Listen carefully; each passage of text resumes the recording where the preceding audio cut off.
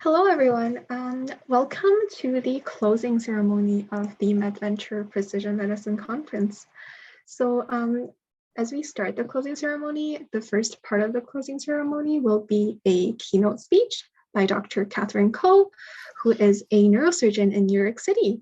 Dr. Ko, do you want to just quickly introduce yourself to our participants? Yeah, hi. Thank you so much for inviting me to be here. It's a delight to speak to you, the high school students. And as you know, I'm a brain surgeon, and and also an artist. And I'll just go ahead and start my presentation.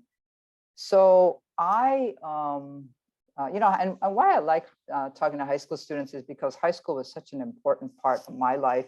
I think around junior high or high school is when I decided I was, going to be a doctor, and it was that early. And I actually held very firm to that commitment and kind of goal. I also wanted to let me see how I can switch the slides. Okay, yeah. And so, I was torn between going into veterinarian medicine or just, medical school. And I actually majored at the university after high school. I majored in zoology. But then I did some work at the Honolulu Zoo. I went to school at the University of Hawaii, and I went to medical school at the University of Hawaii. But around second or third year, I started changing to pre-med. And that's when I decided, committed myself to going to medical school. And then I left Honolulu, went to New York City to do my residency in neurosurgery, brain surgery. And it took from after high school, all the way from university, medical school and training, it took 16 years to become a brain surgeon. And when my career was more or less steady, quite a ways later, I decided to go back to school. And so I went and got a master's of fine art in painting. And because why I did that is because I always kind of felt that something was missing. I loved taking care of patients, doing surgeries and operating, but I kind of felt there wasn't really a way to express some of the feelings that I had in the hospital. And I found that by taking up art, it kind of made me whole. So I bring a lot of the emotions, the humanistic approach from the operating room, the clinic, and the hospital, right to the art studio. I consider the scalpel and the paintbrush almost the same thing, because you're producing something that is very meaningful. So high school was real important for me because I was, I made my decision at that point what I wanted to do with my life. And there was some challenges in high school. It wasn't all smooth. I got bullied, but I also have some really, really fond memories of what it was like in high school. It was very meaningful to me. And how do I combine art and medicine? Well, I do a lot of thinking in the art studio, and some of the questions that I have in the hospital, I'm actually able to answer them, and I actually develop more meaning to what goes on in a doctor's life. And here's an example of what I've done. So this is a painting that I did, and the story, it's nothing private because it was in the newspaper. So I'm not telling you anything personal about this person, but he's a trumpet player, and he was playing and performing in an orchestra. During the concert, he had a terrible accident, and he fell down, and he was very seriously injured. That you can see on the right is him. He's already on a respirator. The image in the background, that's a CAT scan, and the white area is blood. So he had bleeding on the brain. And I came into the hospital. It was an emergency, and I did, brain surgery on him, and I stopped the bleeding. He made an amazing recovery. And so every year on the anniversary of his accident and his surgery, he sends me a note on email, how he's doing. He sends me a video of him playing the trumpet. Well, several years ago, I said to him, hey, listen, let's just meet online. Let's go ahead and just meet online, and we'll catch up. And so we did an interview, and I share a small YouTube channel. It's called Neurosurgery Le Freak. And I do interviews with some patients, and I do other artistic medical things. And the whole interview is on there. But I want to show you just the last couple of seconds of the interview I did with my patient who had that terrible accident while playing in the concert. You know, you're going to have my mark on your scalp always, and I will carry your memory all my days. Thank you. There's Thank you very much. there's no higher professional joy for me than to use my neurosurgical skills to save the life of another artist. Basically, remember that you're still my second mother, and I have a second birthday on February 27, I guess, or 24th. I think we'll see each other again someday, and yeah, just play on. That's the best thing you could do for any of us. Just play on. I'm so proud of you. Yeah, thank you. Thank you very much. I will.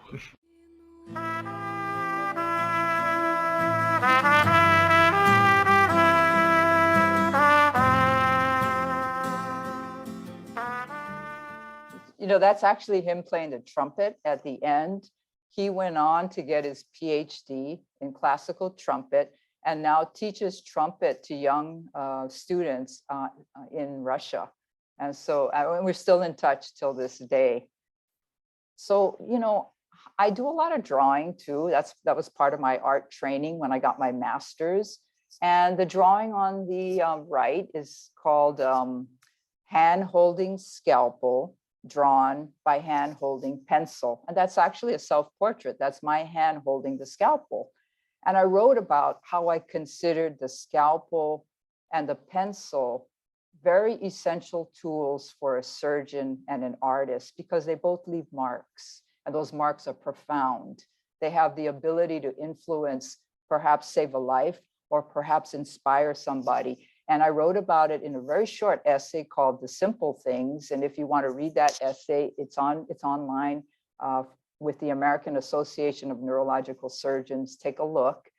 The other drawing is called the hinge craniectomy. And that craniectomy means cranium, and ectomy means removing the bone. And that's actually an operation that I developed. I have a patent on that operation. And that is my drawing that is included in the patent.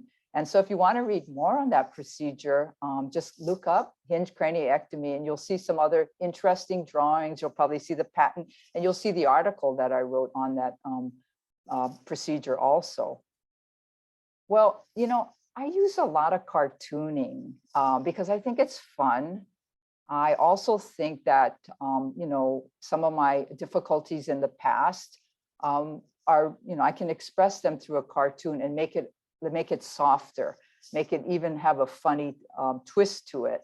And so here's one called, you know, the Corona takedown. The doctors are beating up the virus. And then there's the other cartoon. That's me asking a pediatric patient for her Discord and Twitch accounts as part of the medical exam now. Social media is so important and so prevalent. But here's another cartoon I did. Now this is me in high school. Okay, so you see me, I'm on the bus, and my sophomore year I got bullied. There was a group of girls older than I. They did not like me. I don't know why. I never did anything to, I don't even know who they were, but they didn't like me. And I was on the bus and they were taunting me, yelling and screaming and calling me names. And one of them threw gum in my hair. And I was so scared that I didn't want to get off at my bus stop, because I thought, you know, if I get off on my bus stop, they're going to follow me and beat me up. So I rode the bus all the way to the end. And then I got off and I had to walk 30 minutes back home. And so, you know, after a few months or so, they kind of stopped bullying me and they moved on to somebody else, of course. Well, you know what? I just said, you know, I somehow managed to get through that episode. Of course, there were no social media back when I was in high school, so it was physical bullying. But well, 10 years later, I'm in medical school, University of Hawaii Medical School, And I'm in my white coat. I'm doing a rotation in pediatrics. And I see a woman, janitor, scrubbing gum off the floor. It was that girl who threw gum in my hair. I went up to her and I said, "Do you remember me?" And she started shaking. And I told her, I said, "You know what?" Because I knew she knew me. And I said, "If you come to my OR someday, I'm going to save your life." So the message here is that people will bully. Just hang tight, have faith in yourself, and just keep pushing forward and ignore them.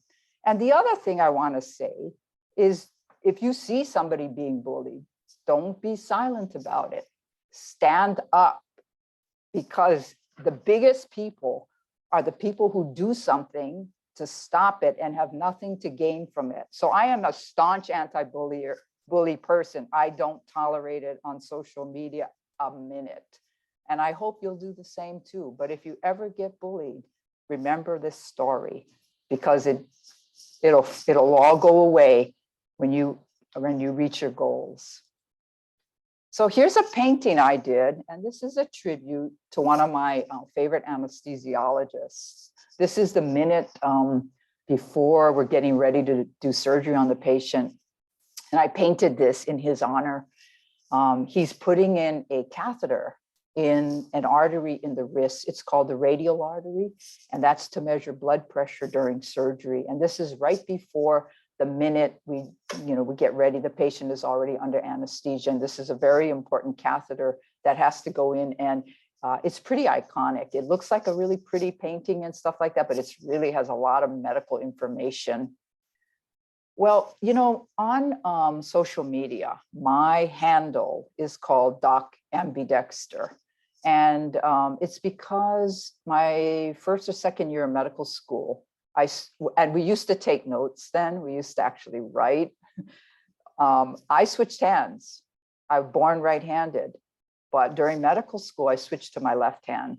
So after a couple of years, because I couldn't do it consistently, but I became able to write, draw, paint, and operate with two hands. And that's why I call myself Doc Ambidexter, because it's really one of the most important things I ever did. It made a huge difference in my life. But the painting on the right side is actually done with my left hand, and that has to do with brain anatomy. That has all the important nuclei of the brain there.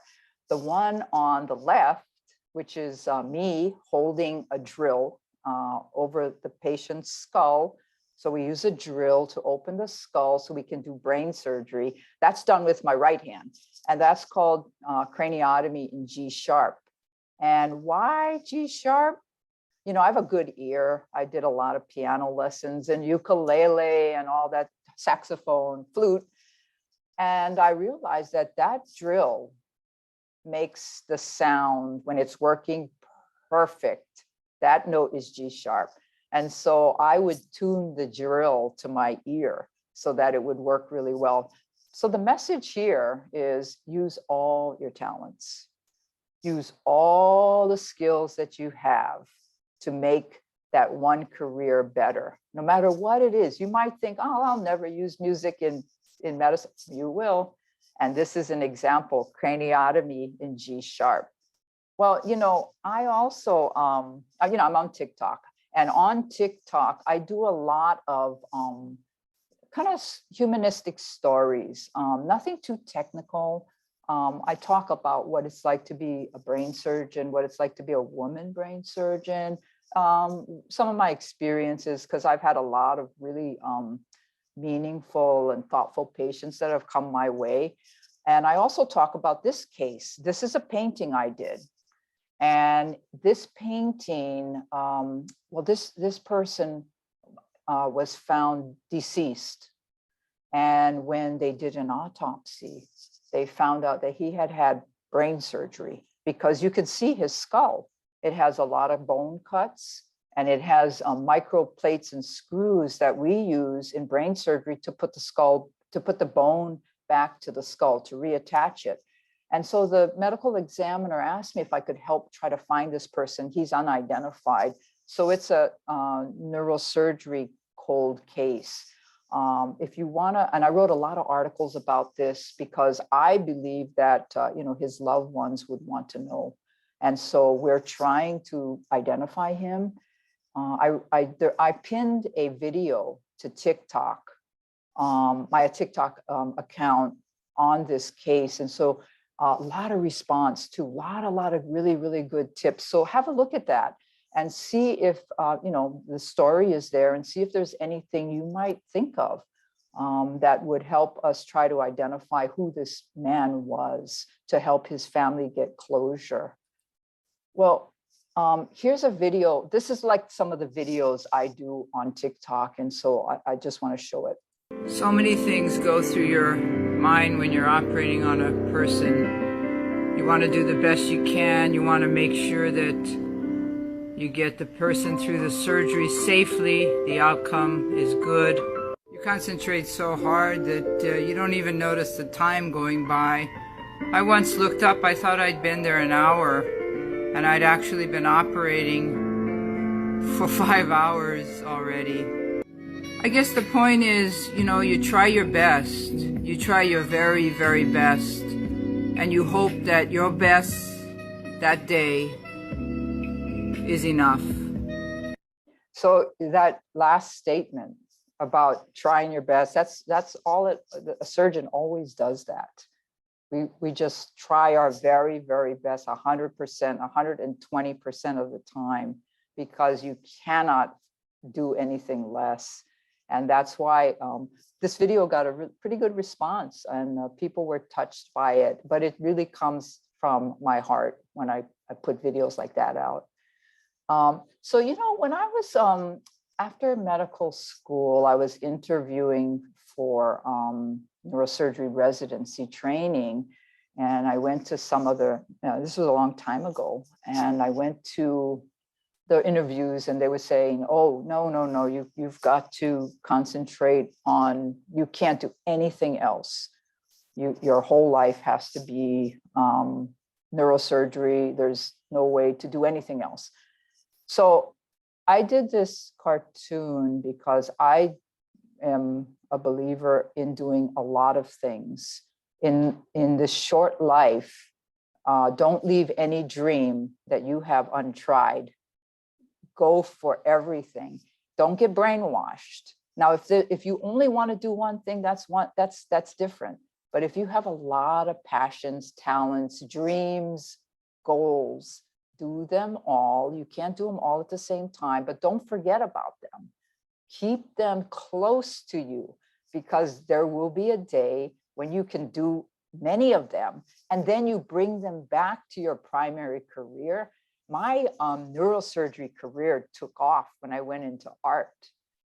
When I started to get my master's of fine art, I was so embarrassed. I didn't want to tell my colleagues I was going to art school, because we're brain surgeons, right? I kept it real quiet. And then finally, I kind of mentioned, oh, I'm graduating from art school. I was still, of course, doing neurosurgery full time. And they were so supportive. In fact, my career got so much more fuller, richer after I brought art into neurosurgery. So keep yourself wide open. Never let anybody box you in, and keep all of those things that you want to do in mind, because you will find they will make your life so much bigger. So here's, look at this painting that I've done. So the one on the right was surgical instruments. A neurosurgeon, any surgeon will recognize those as retractors. We use that to keep the wound open. But I also made it nice so that, when you look at it, it looks like an art, something that you'd want to look at. The other painting that's my hinge craniectomy. And when I teach neurosurgeons how to do the hinge craniectomy, I don't use pictures from the operating room. I use my painting, because my painting shows all the information, and it's nice to look at. It captures their attention.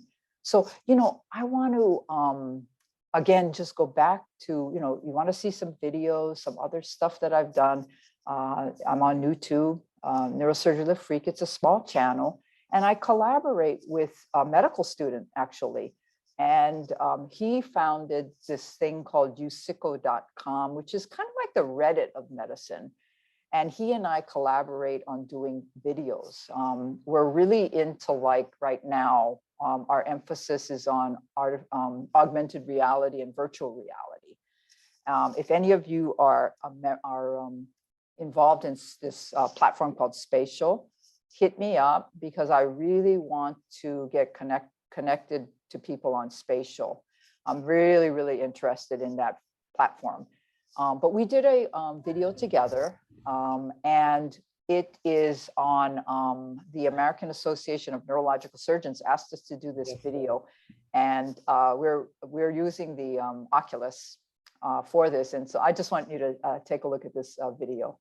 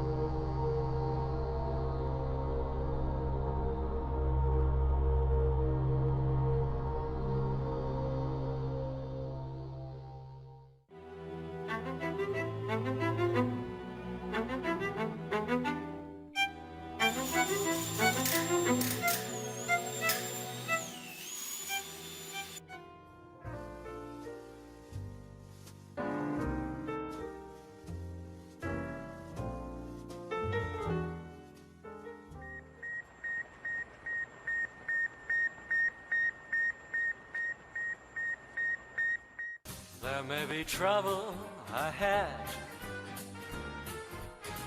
but while there's moonlight and music and love and romance, let's face the music and dance. Okay, all flight controllers, gonna go for landing. Retro. Go. Fido. Go. Guidance. Go. Control. And Telcom. control. GNC. Go. Roger, copy. Surgeon. Go. Capcom, we're go for landing. And that last call out is from the, I think it's Apollo 11 or 13 when they, no, Apollo 11 when they landed on the moon. And when I show this video to neurosurgeons, I tell them that if you think, I give a sophisticated neurosurgical technique. I said, if you think that putting a ventricular catheter in someone who has very small ventricles is difficult, try flipping your avatar in Spatial and filming it. So that avatar flip is almost as hard as doing a beginner neurosurgical procedure. So anyway, I wanted to thank you. This is a painting that I did called Mighty Woman with a Torch. And I wanted to thank you for, having me speak to you guys, and hit me up on social media. Be happy to see how you folks are doing in your future. Again, don't let anybody tell you you can't do more than one thing. Keep yourself really, really flexible. And medicine is a great career. It's a great career where you can help people and also make a living from. So thanks again for having me. A pleasure to be able to share my work with you. Thank you. Thank you to our closing keynote speaker, Dr. Ko, for your involvement in our conference and your wonderful speech. Oh, you're welcome. We're really, really grateful that you have been able to help inspire young minds tonight, and that you have been able to share your wisdom with us. Thank you so much. You. You're very, very welcome. My pleasure to be here. I wish you guys all the best success in the future. Thank you so much. Thank you. Okay. Bye-bye. Some participants in the chat, Anushka said, thank you. Your art is wonderful. Oh, thank you so much. Thank you so much. All right. Bye-bye. Awesome.